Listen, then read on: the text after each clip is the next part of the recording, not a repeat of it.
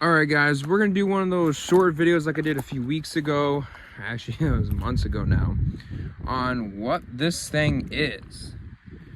So this is similar to that red pruning tower that I used last year.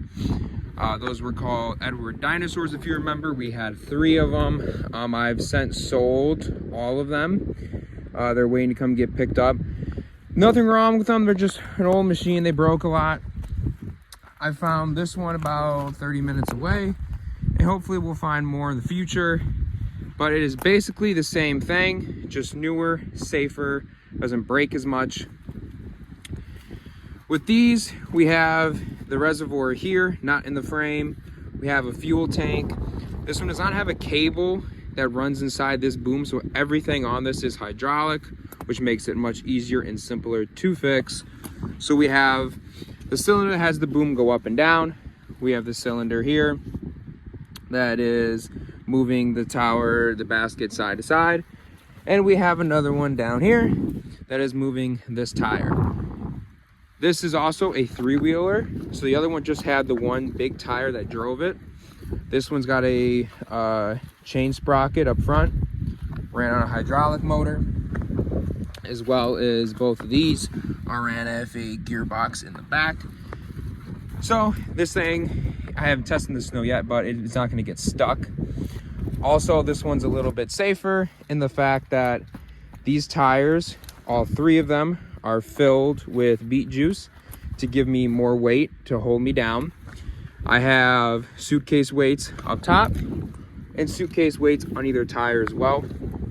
So this thing's a lot more planted to the ground.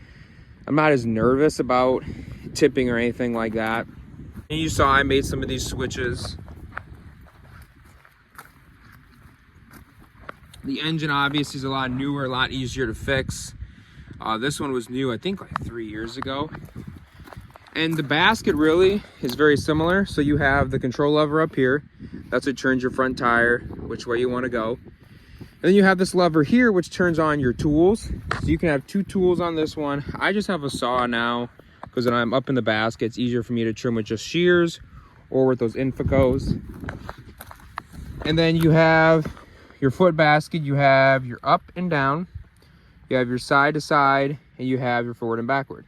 So everything is controlled by your feet, and you're just controlling where you're going with your hand, which is super nice. The other tower, obviously through the boom system, had that cable and hydraulics, which made for a lot of issues with that cable binding up inside or just snapping. You don't have to worry about this with this one. I trimmed up there last year, that red tower, in 2 rows. Actually, within that whole block, it broke probably 10 or 12 times. I trimmed on a ladder a lot. This year, this thing is broke. It hasn't broke once, but I also took a lot of time after I bought it to go through it to make sure it's gonna have any issues. The only thing we're waiting to fix still is these two little grease zerks. One there and one here, which actually you can see my buddy, that's how good snap-on tools are. My buddy actually snapped his snap-on trying to tap that hole out. So we started that yesterday, so we will get that finished here soon. The most expensive part on these things, if something goes wrong, is this inside cylinder piece. They call it the boom, or this is the boom. I can't remember what this piece is called, but it's like $2 grand to have this tube replaced. So we want to try and take as good of care of it as we can, but so far there's not a lot of wear and tear on it, so it must not have many hours. They took pretty good care of it.